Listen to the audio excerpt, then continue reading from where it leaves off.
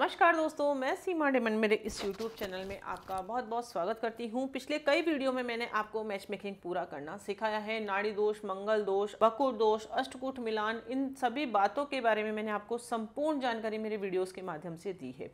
एक जातक मेरे पास कुंडली विश्लेषण करवाने के लिए आए थे। उन्होंने सॉफ्टवेयर से अपनी कुंडली मिलान किया था और वह लव मैरिज करना चाहते थे। एक दूसरे को बहुत अधिक पसंद करते थे, लेकिन परेशान थे क्योंकि उनकी कुंडली मिलान नहीं होता था।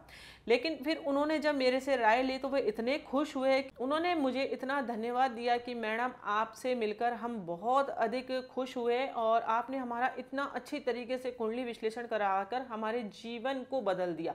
अन्यथा हम बहुत अधिक परेशान थे क्योंकि उनका सॉफ्टवेयर से कुंडली मिलान नहीं हो रहा था। 15 गुण ही मिल रहे थे और सॉफ्टवेयर उनको शादी करने से मना कर रहा था। क्यों कर रहा था, पूरा जानकारी आज मैं आपको इस वीडियो के माध्यम से दूंगी। तो इस वीडियो को यदि आप देखेंगे और आप भी लव मैरिज करना चाहते हैं या कोई अरेंज मैरिज करना चाहते हैं तो आप खुद घर बैठे कुंडली मिलान करना सीख जाएंगे। आप खुद अपनी कुंडली को मिलान कर सकते हैं बिना किसी एस्ट्रोलॉजर की सहायता से, क्योंकि मैं जो भी ज्ञान देती हूँ बिल्कुल एकदम बाकायदा आपको प्रूफ के साथ बताती हूँ और बिल्कुल स्टेप बाय स्टेप आपको हर चीज़ें समझाने का कोशिश करती हूँ। इसलिए आप इस वीडियो को एंड तक ज़रूर देखें दोस्तों। और वीडियो अच्छा लगे तो इसे लाइक ज़रूर करना, दूसरों के साथ अधिक से अधिक शेयर करना, ताकि ये इन्फॉर्मेशन आपके माध्यम से हर जगह तक पहुंच सके दोस्तों। और किसी विशेष टॉपिक पर यदि आप वीडियो चाहते हैं तो वह भी आप मुझे कमेंट्स के द्वारा ज़रूर बताएं। और वीडियो आप कहां से देख रहे हैं और आपको वीडियो कैसा लगे वह भी कमेंट्स के द्वारा मुझे ज़रूर बताएं। यदि अभी तक आपने मेरे इस चैनल को फॉलो नहीं करा है तो मेरे इस चैनल को ज़रूर सब्सक्राइब कर लीजिए, ताकि एस्ट्रोलॉजी से रिलेटेड महत्वपूर्ण जानकारियाँ आप तक पहुँच सके दोस्तों। तो चलिए शुरू करते हैं।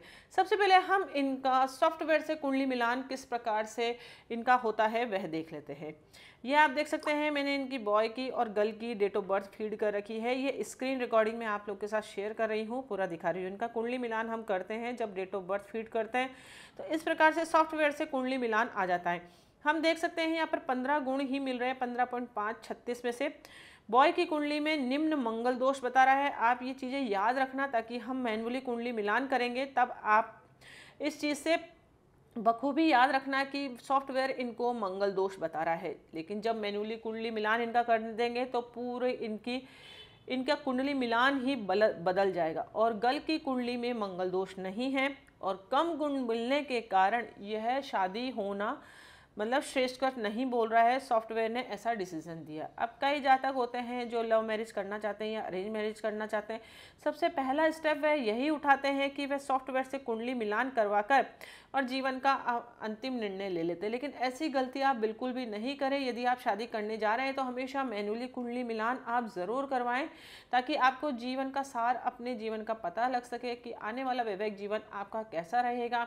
आप दोनों को एक दूसरे का भाग्य का साथ मिलेगा कि नहीं मिलेगा, आपका दाम्पत्य सुख कैसा रहेगा, संतान को सुख कैसा रहेगा, आपका फाइनेंस पोजीशन कैसा रहेगा, आप दोनों को कोई हेल्थ इश्यूज तो नहीं होगा। क्योंकि जब भी हम कुंडली मिलान करते हैं तो दो बातों को देखना बहुत अधिक ज़रूरी होता है कि आप दोनों के गुण मिलान हो रहे हैं कि नहीं हो रहे हैं, वह देखना बहुत अधिक ज़रूरी है। और उसके अलावा आप दोनों को कोई बड़ी स्वास्थ्य परेशानी हो रही है कि नहीं हो रही, ये भी देखना ज़रूरी है दोस्तों। तो इस प्रकार से हम देख सकते हैं इनका गुण मिलान टोटल 15 ही आ रहा है और भक्कुट और नाड़ी दोष भी इसमें 0 अंक ही दे रखे हैं, आप देख सकते हैं। तो टोटल गुण मिलान कम है, कुंडली मिलान अच्छा नहीं है, इसलिए ये विवाह करने से मना कर रहा है सॉफ्टवेयर का डिसीजन ये होता है। हमने चेक कर लिया सॉफ्टवेयर से। अब बात आते हैं इनकी मैनुअली कुंडली मिलान करना का। इस प्रकार से पूरा कुंडली मिलान करके दिया जाता है। वही चीज़ मैं आपको यहाँ पर समझा रही हूँ, आप देख सकते हैं। तो इनकी सिंह लग्न की कुंडली है, तो सबसे पहले हम मंगल दोष को कंसिडर कर लेते हैं। अब देख लेते हैं, यहाँ मंगल इनके भाग्य भाव का मालिक है, सुख सुविधाओं का मालिक है, सीमित भाव में बैठा है। सॉफ्टवेयर ने इनको मंगल दोष बताया था, आप चेक कर सकते हैं। बॉय की कुंडली है, आप देखिए यहाँ पर बाकायदा मैंने वही लग्न कुंडली बनाई है, सिंह लग्न की कुंडली है, मंगल यहाँ पर है। अगर हम स्क्रॉल करते हैं तो बॉय की कुंडली में मंगल दोष बताता है। हाँ, मंगल दोष है, निम्न मंगल दोष जातक के बता रहा है। और गल की कुंडली यदि हम ओपन करें तो गल की कुंडली में मंगल दोष नहीं है। ये मैं आपको इसलिए बता रही हूँ ताकि आप विश्वास कर सकें कि सॉफ्टवेयर का गुण मिलान कितना सत्य होता है और जब हम मैनुअली कुंडली मिलान करते हैं तो वो कितना सत्य होता है। इसलिए मैं ये सब चीज़ें आपको बता रही हूँ। ये लड़की की कुंडली है, आप देख सकते हैं, मिथुन लग्न की कुंडली है। तो इसमें मंगल दोष है कि नहीं है हम चेक कर लेते हैं। यहाँ पर मंगल दोष नहीं बता रहा है। अब मैनुअली चेक हम कर रहे हैं। इसलिए मैं आपको बार बार शेयर कर रही हूँ ताकि आप दोनों को क्रॉस टैली कर सके कि मैन्युअली कितना सत्य होता है और सॉफ्टवेयर कितना सत्य होता है। इसलिए कभी भी सॉफ्टवेयर से कुंडली मिलान करके आप कोई भी फाइनल डिसीजन पर नहीं पहुँचे, मेरे कहने का मतलब यही है। तो मंगल यहाँ पर योग कारक ग्रहों की श्रेणी में आता है। तो सबसे पहले मंगल निरस्त नियम यही है। मंगल दोष निरस्त के बहुत सारे नियम हैं। ये वाला वीडियो देखकर आप मेरे पूरा डिटेल में जानकारी जान सकते हैं। लिंक मैं आपको डिस्क्रिप्शन में दे दूंगी, यदि आप देखना चाहेंगे तो वह वीडियो के माध्यम से आप संपूर्ण जानकारी प्राप्त कर सकते हैं। तो मंगल दोष नहीं है, क्यों? क्योंकि मंगल योग कारक ग्रह है। मंगल यहाँ पर मैंने बाकायदा लिख कर बताया कि मंगल दोष नहीं है, मंगल योग कारक ग्रहों की श्रेणी में आ रहा है। ठीक है, बॉय की कुंडली में मंगल दोष नहीं है और लड़की की कुंडली में तो मंगल की स्थिति हम देख सकते हैं यहाँ पर 5वें भाव में स्थित है मंगल, तो मंगल दोष नहीं है। यानी कि दोनों की कुंडली में मंगल दोष जो बता रहा था वो तो खत्म हो गया है, यानी कि एक स्टेप, एक सीढ़ी हम आगे बढ़ गए। इसी प्रकार से हमको सारी सीढ़ियाँ जो है पार करनी है, तभी हमारा परफेक्ट मिलान होता है। दूसरा होता है 7वें भाव की स्थिति को देखना, यानी कि उसके भाव का मालिक शनिदेव कैसा है। शनिदेव 4th हाउस में स्थित है, अच्छा है। और गुरु भी यहाँ पर स्थित है, अच्छा है।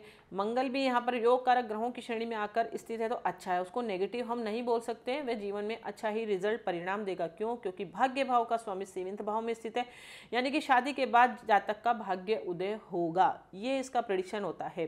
शादी के बाद जीवन में जातक को सुख सुविधाएं प्राप्त होगी, ऊर्जावान वह रहेगा। इसलिए ये मंगल इसकी कुंडली में नेगेटिव नहीं है। तो 7वें भाव की स्थिति क्या हुई? अच्छी हुई। अब गल की कुंडली में हम देख लेते हैं 7वें भाव का मालिक क्या है? गुरु है। गुरु लग्न में स्थित है, यानी कि अच्छा प्लेसमेंट है। वहाँ पर शनि भी स्थित है, यानी कि भाग्य भाव का मालिक शनिदेव यहाँ पर स्थित है। तो इसकी लड़की कुंडली में भी यही लिखा हुआ आ रहा है कि शादी के बाद भाग्य का सहयोग प्राप्त होगा, यानी दोनों जातकों के लिए यह भाग्यशाली रहेंगे यदि शादी करते हैं तो, क्योंकि दोनों की कुंडलियों में 7वें भाव की स्थिति अच्छी है।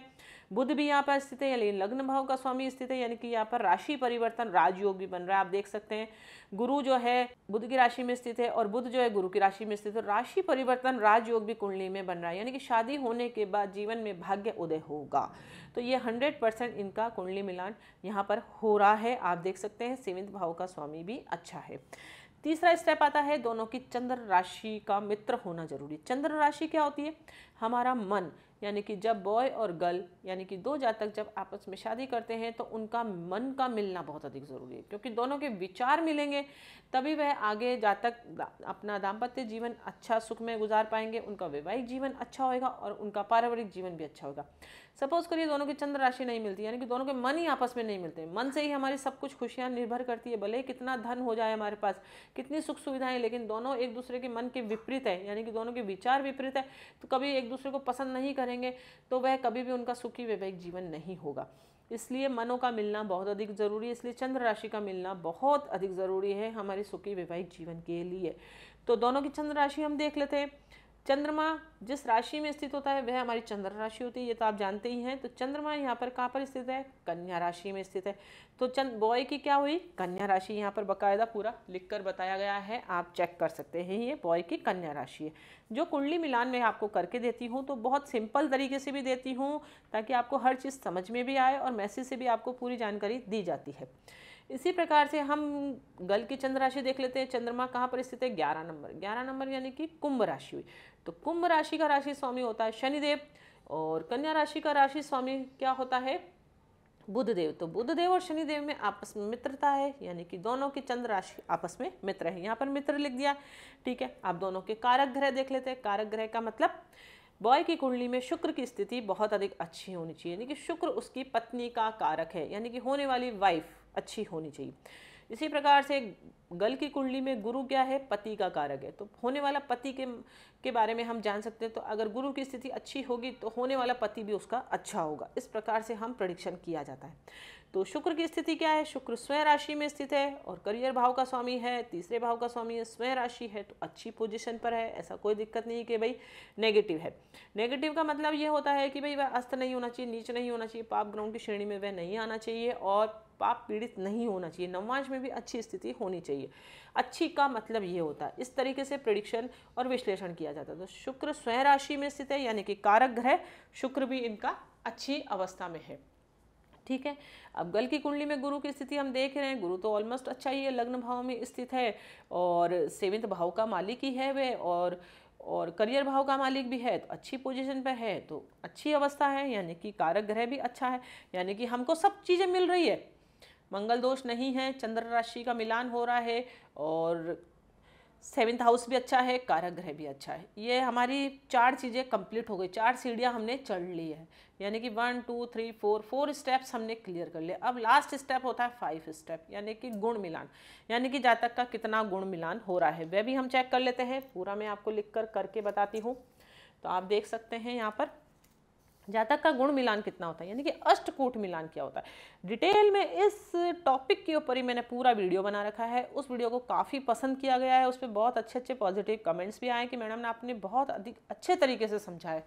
यदि आप डिटेल में वीडियो देखना चाहते हैं अष्टकूट मिलान क्या क्या होता है, यानी कि वर्ण, वैश्य, तारा, योनि, मैत्रिगण, भकुट, नाड़ी, इन सभी से हमें जीवन में क्या क्या लाभ मिलता है और ये किस चीज़ को डिनोट करते हैं, पूरी इन्फॉर्मेशन आप इस वीडियो के माध्यम से देख सकते हैं और लिंक मैं आपको डिस्क्रिप्शन में भी दे दूंगी, तो आप डिटेल में ज़रूर ये वीडियो देखना है। यहाँ पर मैं आपको शॉर्ट वे में बता रही हूँ। अष्टकूट मिलान, अष्टकूट मिलान में वर्ण में 1 नंबर हमें मिलता है, वैश्य में 2, तारा में 1.5, योनि में 1.0, मैत्री यानी कि पूरी हो रही तो 4.0 मिल रहा है, गण 6.0 मिल रहा है, भक्कुट और नाड़ी दोष सॉफ्टवेयर ने बताया था, आपको अच्छे से ध्यान होगा। मैंने जब पूरा बताया तो 0 नंबर यहाँ पे दे रखा, लेकिन जब मैंने मैन्युअली चेक करा तो 7 और 8 नंबर मैंने दिया। अब क्यों दिया? नाड़ी दोष, भकुट दोष, निरस्त के क्या क्या नियम होते हैं, फिर आपको एक वीडियो देखना पड़ेगा। तो पूरी एक सीरीज़ है, आप स्टेप बाय स्टेप यदि कुंडली मिलान करना सीख रहे हैं, आप खुद भी एक परफेक्ट ज्योतिष बनना चाहते हैं, तो वह सीरीज़ आप देख सकते हैं, उसमें डिटेल में आपको जानकारी मिल जाएगी। तो भकुट दोष निरस्त होता है, क्यों? क्योंकि दोनों की चंद्र राशि मित्र है। जब दोनों की चंद्र राशि मित्र होती है तो भकुट दोष हमारे जीवन में नहीं लगता है, इसलिए भकुट दोष के पूरे अंक मिल गए। अब बात आती है नाड़ी दोष, तो नाड़ी दोष भी निरस्त होता है। क्यों निरस्त होता है? क्योंकि दोनों की चंद्र राशि अलग अलग है। यदि दोनों की चंद्र राशि सेम हो, नक्षत्र भी सेम हो और चरण भी सेम हो, तभी नाड़ी दोष लगता है, अन्यथा नाड़ी दोष नहीं लगता। यानी कि सॉफ्टवेयर की 3 बातें हमने खंडित कर दी है, यानी कि मंगल दोष को खंडित कर दिया मैन्युअली कुंडली मिलान करके, भकुट दोष को खंडित कर दिया है मैन्युअली कुंडली मिलान करके, नाड़ी दोष को खंडित कर दिया है मैन्युअली कुंडली मिलान करके। इस प्रकार से इन दोषों का खंडन होने से हमारे क्या हुआ? गुणों में वृद्धि हो गई। कहाँ तो हमारे 15 पॉइंट ही मिल रहे थे, लेकिन भकुट और नाड़ी दोष ऐसे 2 दोष है और ऐसे 2 गुण हैं जिनके मिलने पर गुणों में बहुत अधिक वृद्धि हो जाती है। यदि आपका गुण मिलान, कुंडली मिलान बहुत कम हो रहा है और नाड़ी दोष, भकुट दोष हो रहा है, तो आपको बिल्कुल भी परेशान होने की ज़रूरत नहीं है। आपको ज़रूर मैन्युअली कुंडली मिलान करवा कर देखना चाहिए और आप खुद भी सीख सकते हैं मेरे ये सभी वीडियो देखकर। तो इसमें टोटल गुण मिलान कितना हो गया? 30.5, यानी कि 36 में से 30 गुण इनके मिल रहे हैं, तो कि बहुत अधिक अच्छा कुंडली मिलान, परफेक्ट कुंडली मिलान है। अब सपोज करिए यही 2 जातक आपस में एक दूसरे को प्रेम करते हैं, लव मैरिज करना चाहते हैं, लेकिन इन्होंने फाइनल डिसीजन बाय फॉल्ट, यदि ये मेरे से नहीं मिले होते या इन्होंने मेरे को सर्च करके मुझे कमेंट्स नहीं किया होगा या मैंने इनका कुंडली विश्लेषण नहीं किया होता, तो ये फिर ऐसा डिसीजन अपनी लाइफ में ले लेते कि एक दूसरे से सेपरेट हो जाते। क्यों? क्योंकि हमारे दिमाग में क्या है, जब नेगेटिव थॉट्स क्रिएट होते हैं कोई भी चीज़ को देखकर, तो जीवन में अगर कुछ अच्छा होने वाला भी होता है लेकिन हम नेगेटिव सोचते रहते तो हमारे जीवन में फिर नेगेटिव होने लग जाता है। इसलिए यदि आप जीवन में कोई भी डिसीजन लेना चाहते हैं, इवन शादी करने जा रहे हैं, कुंडली मिलान आप ज़रूर करवाइए और वह भी मैन्युअली करवाइए, ताकि आपको एक सटीक जानकारी प्राप्त हो। क्योंकि कई बार ऐसा होता है कि गुण मिलान बहुत अधिक होते हैं, उसका भी मैंने वीडियो बना रखा है कि गुण मिलान 30 हो रहे हैं, 32 हो रहे हैं, फिर भी शादी के लिए बिल्कुल टोटली मना कर दिया जाता है। क्यों? क्योंकि मैन्युअली कुंडली मिलान नहीं हो रहा है। और यहाँ पर हम इसकी विपरीत स्थिति देख सकते हैं कि कुंडली मिलान यहाँ पर 15 गुण ही मिल रहे हैं, सॉफ्टवेयर ने मना करा है, लेकिन हमने मैन्युअली जब चेक करा तो कुंडली मिलान इनका हो रहा है, यानी कि यस है।